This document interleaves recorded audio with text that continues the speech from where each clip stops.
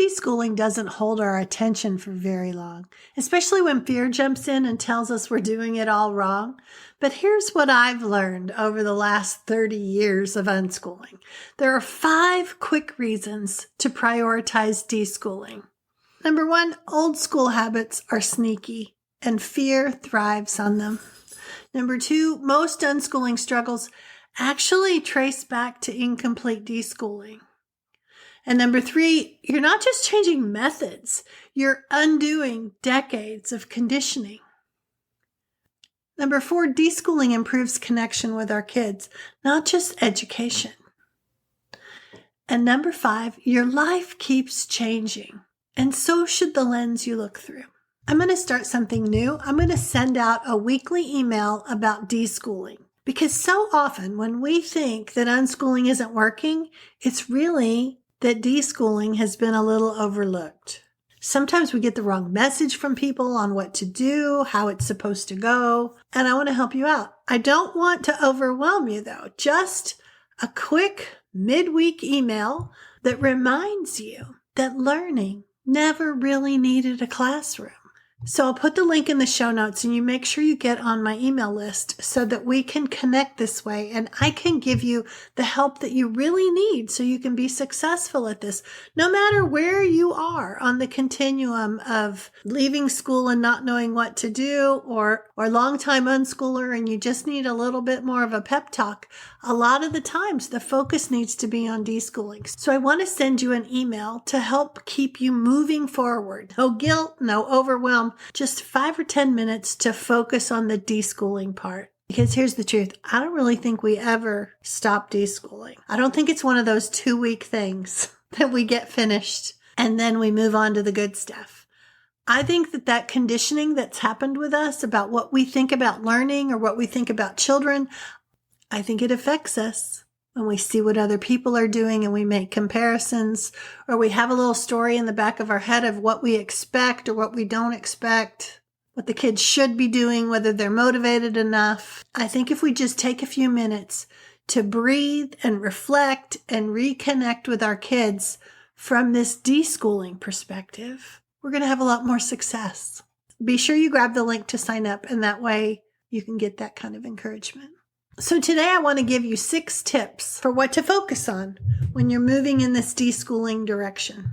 I think one of the hardest things for people to do when they first leave the school system is to relax into this way of living and learning with children. We're so compelled to follow schedules and plans and what's next that we forget that this isn't a natural way to approach life. We're continuing to deschool, but we're wondering, what do we do? We're approaching parenting and educating our children as if we're in a work setting. Goals, plans, projections. No doubt our own school experience conditioned us to do that. But home is not the same as work. It's hard to shift gears from planning and laying it all out. That feels familiar. There are lots of moving parts, so I'm not saying you don't need to be organized. But what you're organizing is different when you're unschooling. And what's challenging about deschooling is we really are tuning into the here and now. The answers to our what next question isn't going to be in a calendar or a curriculum. The only way you're going to know what to do next is consulting that child standing in front of you. And another complication is they may not know. They may have had a lot of school indoctrination and that you have to tell them what to do next. That will change over time, but if you focus on the basic connections, you'll be able to pivot and do what's needed. You'll see what's needed, and then you'll move in that direction, which brings me to the key that you need, partnering with your kids. And every family is going to do this differently. Every child and every parent brings personalities to that equation, interests, preferences, likes and dislikes. But when you partner with them, you get access to that information. You get access to information about yourself too that you maybe didn't realize because you were distracted by checking boxes and doing someone else's agenda. Partnering when it comes to parenting has to do with walking alongside our children. It's moving away from coercion being the motivator and helping a child learn more about autonomy. Sometimes this is hard because nobody did that with us when we were younger, so we're learning right alongside them. And yes, it will take some self-examining on our parts as we help our kids navigate this path. So here are a few suggestions for moving in that direction. First, listen more, talk less. Not only is this a great tool to be showing and helping our kids learn, but it will give us more access to what's going on with them. So often we think we know what the motivation is behind some behavior, but after listening a little bit more, we see our first guess wasn't necessarily right. Some adults have a habit of talking over the kids, so it's good to notice if this is something you need to work on. Sometimes we have to learn to trust that everyone in the family has something important to do or to say. We can see on social media how often parents are dismissing their kids' wants and needs. Partnering on this parenting path moves us in a different direction. And maybe it's new that we're beginning to recognize that the children in our family deserve to have their wants and needs valued too. Another aspect of parenting in a partnership way is helping to create an environment where the kids can be successful, giving them the space and the tools that they need to bring an idea to life.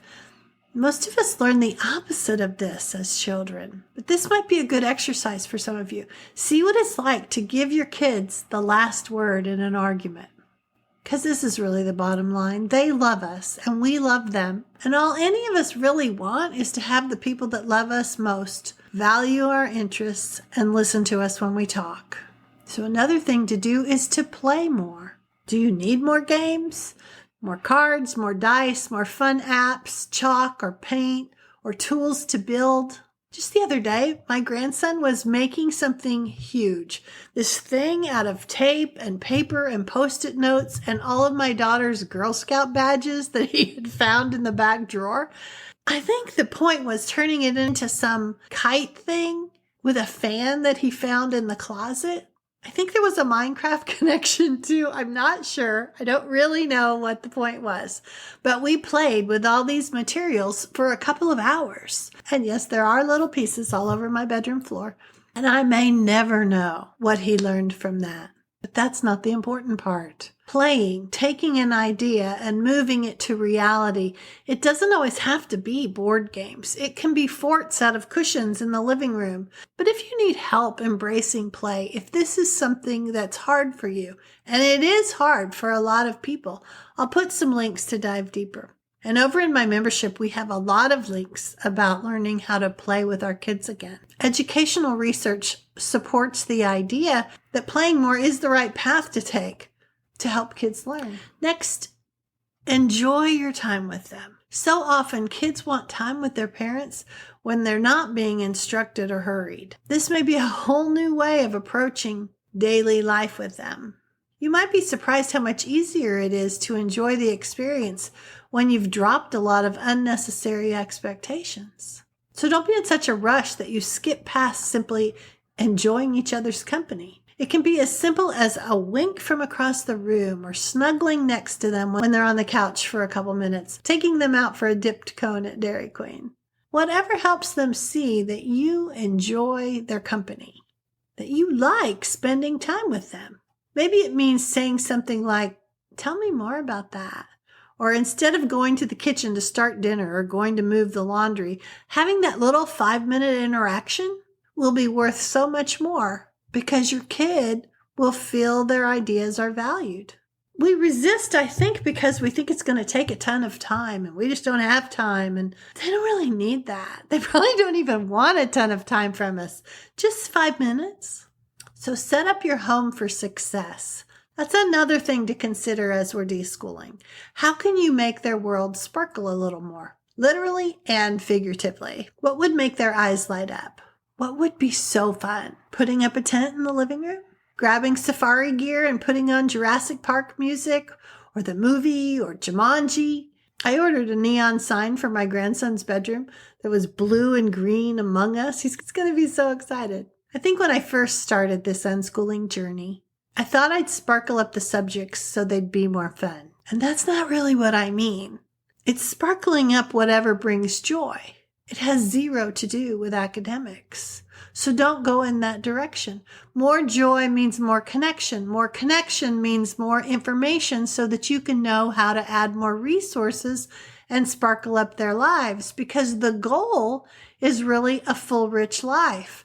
Learning will be the byproduct of that. It's inevitable. And each of us gets to determine how we interpret what a full, rich life is, including our kids. What would they consider wonderful? So what do they enjoy? You may have to spend a lot of time observing to figure out their preferences. They may not know what to suggest if you ask them to tell you. But these clues you'll get from observing them will help you know more about them. You could brainstorm with them about activities they could do if they're bored. Wander around the house with them to help them see what their options are. When we first brought Michael home from school, we didn't really know what to do with his time. He was so used to someone else, me primarily, managing his time for him. So we went around room by room with a clipboard to see what's something fun that he could do in his bedroom or in the living room or in the kitchen or in the backyard or the garage. And I'm not saying parents have to entertain their kids all day long, but they can help them get started. Help them find things that they may be overlooking or didn't even realize they could do without you. Help them see all their choices. That will be really empowering for them. So how about brainstorming about what the family can do together? Do you need a game night or a movie marathon? Maybe Friday nights are good for Mario Kart. Or maybe they want to play Gorilla Tag and have you watch what they're doing on the iPad. Maybe it's a make-your-own pizza night where everyone cooks together, or listening to an audiobook together with popcorn and hot cocoa can turn it into an event for the family. I do have Pinterest boards that could help you out that are family fun, cabin fever, staycation ideas, and I'll put links to those too to help you, because sometimes we just need some ideas. So taking that out the front door, out into the community, maybe you'll be venturing beyond the backyard. What would a tourist like to do? That's what your kids kind of are. And they're not going to know about interesting things in your community that are within driving range, or when cool museums have discounts, or even farther away. So go to Google and look up 365 things to do with kids in whatever the nearby city is. Because when you put that in, you'll get more links that are similar, like Crazy Family Adventures in Austin or Family Fun in Atlanta. You have tools that can help you be a really great tour guide for your kids. And maybe you'll be adding in some community service projects to do together, or hikes that you want to go on. So if you're in the membership group, you have access to a whole bunch of PDFs to help you do this. But I also have a brainstorming guide that's available for sale if anybody just wants to grab something to begin to shift your focus from a more school approach to what could we be doing out in the community. It has prompt ideas and places to write down your kids' suggestions and suggestions from me, and you can build it out and see, what can we do this month? Because that's what happens a lot in deschooling. We think, okay, we're not going to do the schooly stuff. What are we going to do? Brainstorming is your next step. So I have a lot of ideas at the website to help you with deschooling. You can get on my email list so I can start giving you just a little once a week to help you along the way. Thanks for listening to the podcast. Be sure you subscribe or follow at whatever platform you're listening to. And I'll see you again next week. Happy unschooling.